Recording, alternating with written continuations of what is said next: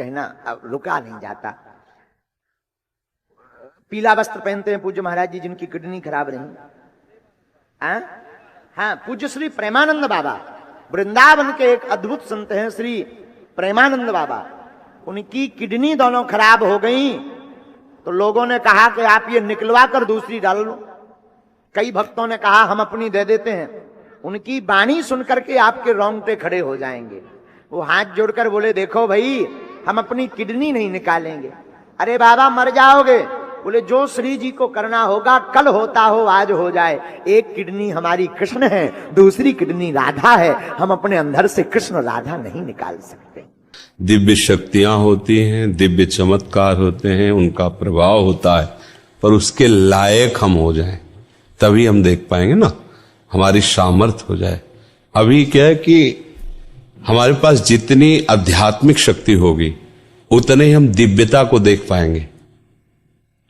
जैसे अध्यात्म में उसकी स्थिति भगवत स्वरूप में तन्मय है, तो जितने बड़े महापुरुष हैं, प्रहलाद जी, नारद जी, अंगिरा जी, बड़े बड़े, वो महापुरुष उसके सामने आएंगे, बात करेंगे, वो उनसे बात करें। पर यही बात हो रही है, आप सुन थोड़ी पाओगे, क्योंकि आपकी श्रवणेंद्री पार्थिव विषय में लगी हुई, उसकी योग्यता नहीं आई है। ऐसे ही जितनी भी दैवी शक्तियां हैं, पहले हमारे अंदर दैवी सद्गुण आवे और हम उनके सिद्धांत से चलें, फिर उनके मंत्रों का जाप करें, तो हमारे अंदर वो शक्ति जागृत हो जाएगी।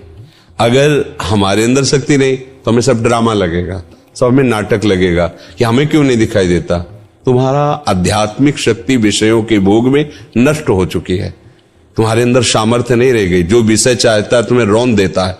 अब तुम दिव्यता को कैसे अनुभव कर पाओगे?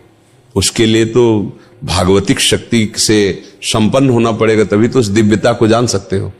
तो मंत्र हैं, उनकी सिद्धियां हैं, चमत्कार हैं, दिव्यताएं हैं, पर उसकी योग्यता आप में होनी चाहिए, देखने की तो है। मंत्र की शक्ति, दैवी चमत्कार तभी जब आप में दैवी सद्गुण हो। अब जो जितना पवित्र होकर जितना लक्ष्य किया उतना जान गया और उतने में ही वो प्रकाशित हो गया, तो वो झूठा नहीं है। ऐसा नहीं कहा जा सकता कि झूठ है, ऐसा नहीं, ये सब है, पर तुम कितना उसे स्वीकार। हमने अपनी आंखों से देखा कि एक जानवर की ऐसे टांग में किसान के अस्त्र लग गए तो उसे खून बह रहा था। तो एक बूढ़े बाबा है, गांव में वो प्रसिद्ध थे खून बांधने के लिए, ऐसे रज लिया और 2 मिनट ऐसे मंत्र बोले, ऐसे किया, बस केवल घाव था, एक बूंद खून बाहर नहीं निकला, एक बूंद। ये हम आंखों से, तो उन्होंने मंत्र सिद्ध किया है। तो ऐसे मंत्र शास्त्रों मंत्र हैं जो छोटे छोटे कार्यों की, छोटी छोटी बातों की सिद्धि। पर जब भगवत प्राप्ति का लक्ष्य होता है तो ये बड़ा लक्ष्य है, फिर इन सब छोटी बातों को स्वीकार नहीं किया जाता। ये उनके समीप जाने से स्वाभाविक हो सकता है, वो नहीं चाहेंगे। वो चाहेंगे यही कि आप सच्चिदानंद भगवान में लगे। पर आपकी जो कामना है, तो कल्पतरु भगवान की आराधना करते तो उनके प्रभाव से हो सकता है आपकी कामना पूर्ण हो जाए। उनका आशीर्वाद इस बात का नहीं होगा। आशीर्वाद ये होगा कि मंगल भवन प्रभु में आपका मन लग जाए और आप भी भक्त बन जाएं, तो आप सदा सदा के लिए दुख से निवृत्त हो जाएंगे। पर ये नहीं कि चमत्कार नहीं।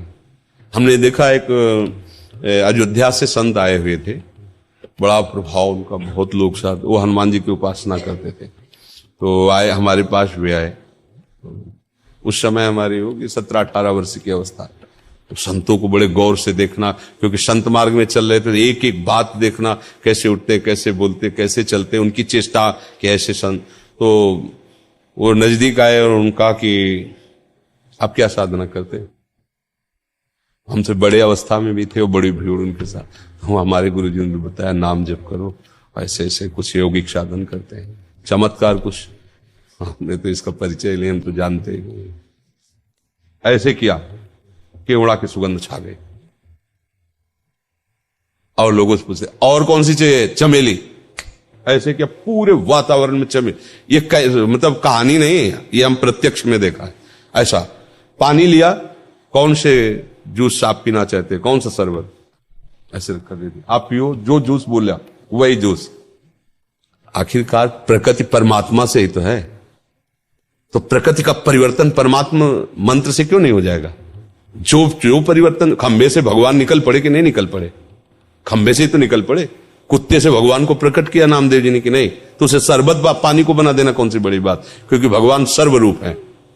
भगवान ही तो है सब रूपों में। उसने मंत्र के द्वारा आकांक्षा क्यों पानी शरबत बन गया।